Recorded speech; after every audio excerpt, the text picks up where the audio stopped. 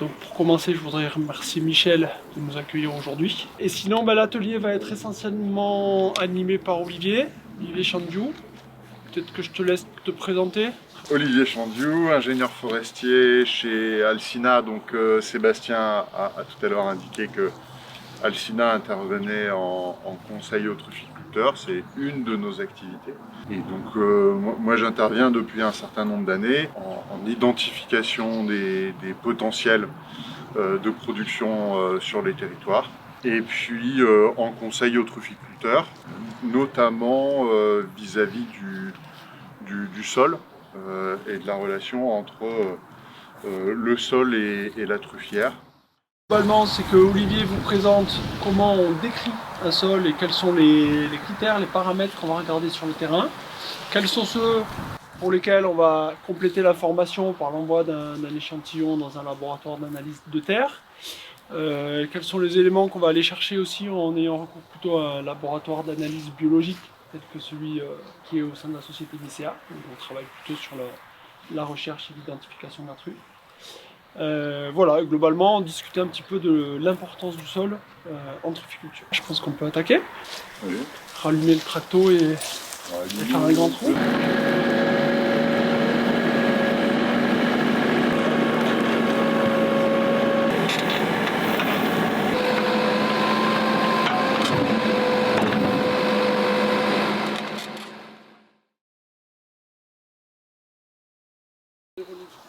Est-ce que certains d'entre vous ont déjà fait des analyses de sol sur leur terrain? Et si oui, qu'est-ce que vous avez fait? Qu'est-ce qui s'est passé? Est-ce que vous avez souvenir de la manière dont ces prélèvements ont été faits? Oui, tout simplement avec un appareil pour tirer les carottes de profondeur et même des sachets. Voilà, ok. C'est vrai qu'on fait des prélèvements, mais on les fait à 15 cm, quoi. C'est ça, à 15 cm. Donc c'est ça que je voulais faire exprimer. Assez souvent, on va regarder d'une manière, je dirais, commune, on va regarder le sol sans le regarder finalement, sans avoir une vue du sol lui-même. On va faire un tariérage, là, aller récupérer des sachets de terre, les envoyer au laboratoire, et finalement on attend du laboratoire qui fasse une sorte de prédiction, en tout cas qui redonne des indices qui vont servir à penser la trufficulture. Dans ces indices, généralement il y a deux grands indices qui sont retournés par le laboratoire. D'une part le pH, l'autre information qui est retournée par des analyses de sol, ça va être l'information sur la texture. Est-ce que ce sol est plutôt sableux, plutôt limoneux, plutôt argileux? Donc ça trie une partie des terrains. Première voie de la démarche, c'est d'essayer de comprendre la variabilité du sol à l'échelle de la parcelle. La truffe est tellement sensible à certains petits paramètres du sol, petits éléments de fonctionnement du sol, que souvent sur une même parcelle, on va avoir des conditions qui au départ nous paraissent homogènes. Par exemple parce qu'ici on est au plat dans la plaine et que tout est pareil autour de nous, et qui dans la réalité ne sont pas homogènes. Et donc vont déterminer des conditions de production de truffes différentes. D'abord, tout à l'heure, on disait les prélèvements, on les fait volontiers à 15-20 cm. Donc ici, si on fait un prélèvement à 15-20 cm, on va faire un prélèvement par ici, là, dans ce que je suis en train de creuser, là, dans cette farine, là. Donc ça, c'est les 15-20 premiers centimètres du sol. Il se trouve que il y a quand même une logique à regarder les 15-20 premiers centimètres du sol. C'est quand même là où on espère récolter les truffes. Ce sol-là, quand on continue à regarder en profondeur, il semble à peu près similaire à ce qu'on a en surface sur une bonne cinquantaine de centimètres. Même si il semble moins farineux. Ici, là, on change de couleur. Donc on a apparition, alors qu'elle sur la partie haute, elle est d'une belle couleur brune. Là, on arrive avec des marbrures jaunâtres. Et puis plus on descend en profondeur, plus ces marbrures jaunâtres dominent. Et puis à la fin, de toute façon, on ne va pas y aller, puisque on sait que ça a arrêté l'appel mécanique. Je vais vous en faire passer, là, que vous manipuliez un peu ce sol. Effectivement, la terre est assez humide, on sent la fraîcheur là, de cette terre. Bon, c'est lié, il y avait 20 mm, c'est ça, la semaine dernière. Ouais, bon. Mais il y a certains sols où 20 mm une semaine avant vont laisser un sol sec. Là, il y a de l'eau qui est retenue dans le sol. C'est une première observation. L'autre observation qu'on peut faire sur ce sol, c'est ce que je disais tout à l'heure, là, ou ce que vous faisiez remarquer, l'idée de farine. Qu'on a un sol qui est très peu compact, qui est très léger, très friable et qui fait des petites boulettes très facilement, très léger. Cette première caractéristique-là d'un sol qu'on va qualifier de léger, par opposition à un sol compact, vous parliez tout à l'heure du sol argileux très compact chez vous. Cette première caractéristique pour la truffe, elle va avoir plusieurs implications.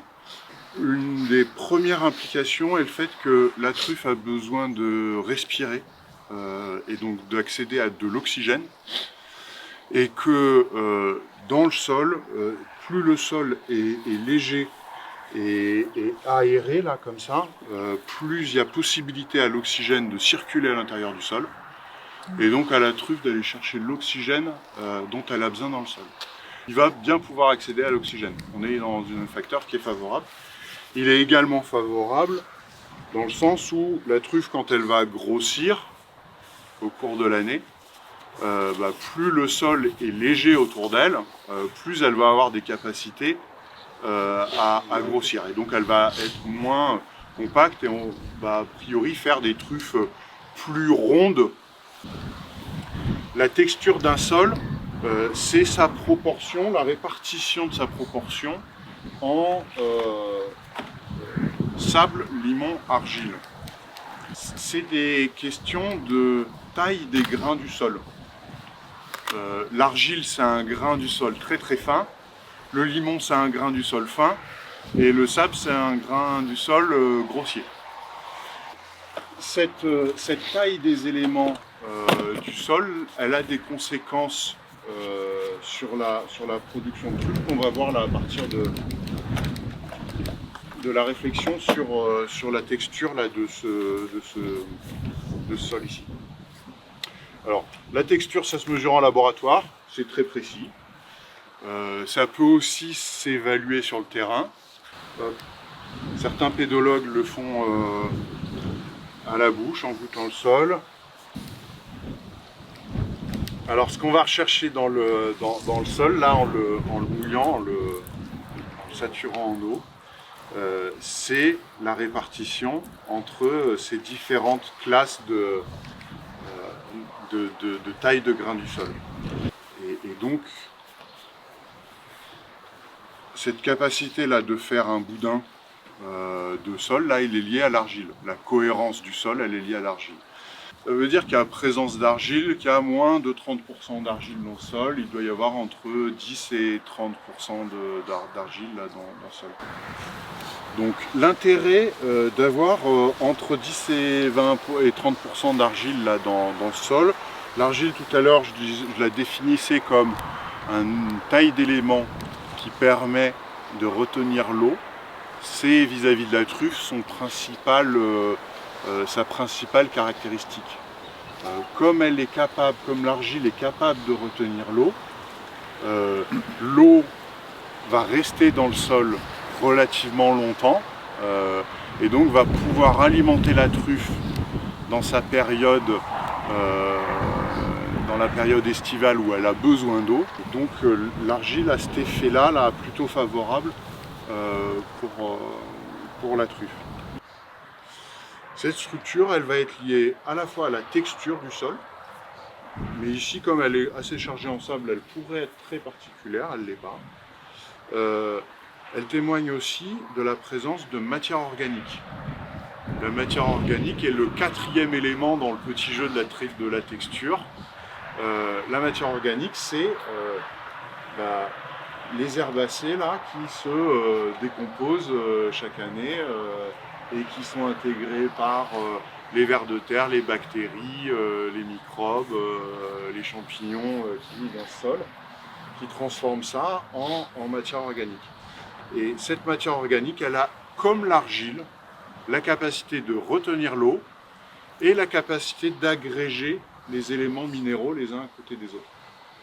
L'enherbement que tu maintiens ici, il permet d'apporter de la matière organique dans ton sol. Et donc en apportant de la matière organique, tu améliores sa structure et tu rends cette structure un peu plus comme ça, un peu plus grenue, un peu plus, voilà. Tu fais en sorte que les éléments du sol se voisinent les uns les autres.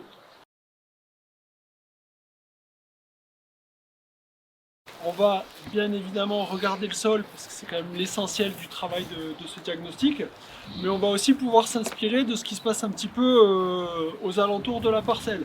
Et notamment on va regarder en lisière, si sur la lisière on a présence d'arbres qui sont potentiellement mycorhiziens et si on a présence de brûlés.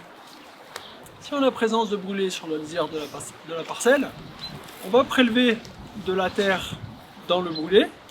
Et ça en laboratoire, avec des méthodes moléculaires, donc en recherchant l'ADN du champignon, on va pouvoir dans le sol directement détecter l'espèce de truffe qui est présente.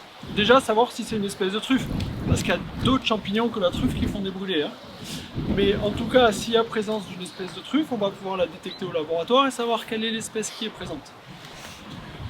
Donc, on peut avoir un diagnostic qui au niveau du sol nous donne quelque chose qui est peut-être un petit peu limite pour Tuber melanosporum et qui par exemple serait peut-être plutôt intéressant pour Tuber estivum, la truffe blanche d'été.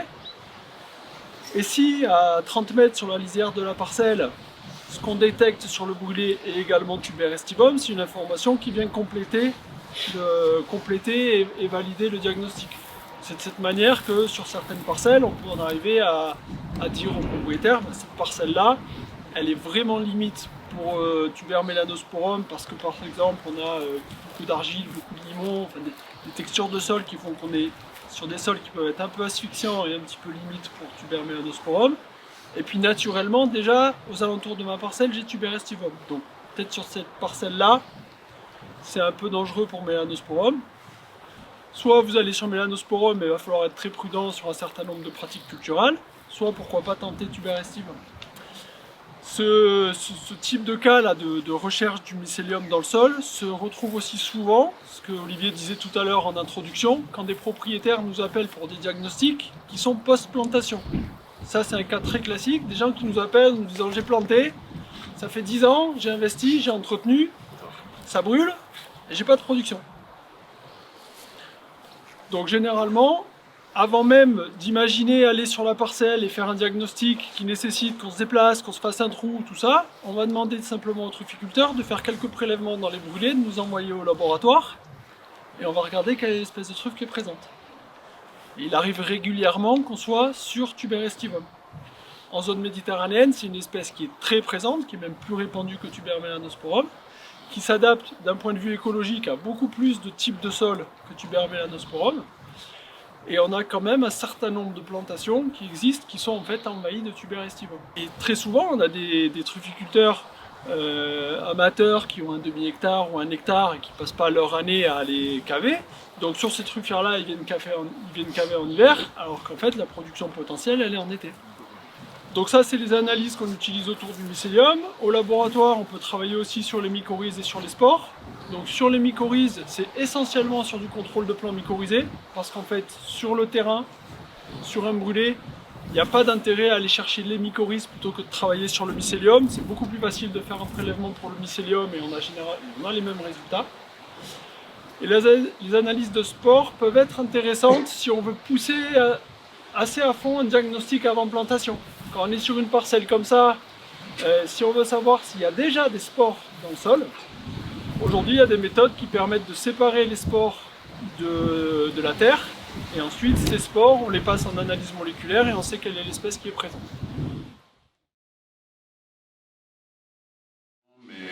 Sur la région Occitanie, nous sommes donc plusieurs techniciens détachés auprès des organisations syndicales qui elles-mêmes sont regroupées en Fédération régionale des trufficulteurs d'Occitanie et bien sûr en lien avec la Fédération française des trufficulteurs. Le rôle des techniciens,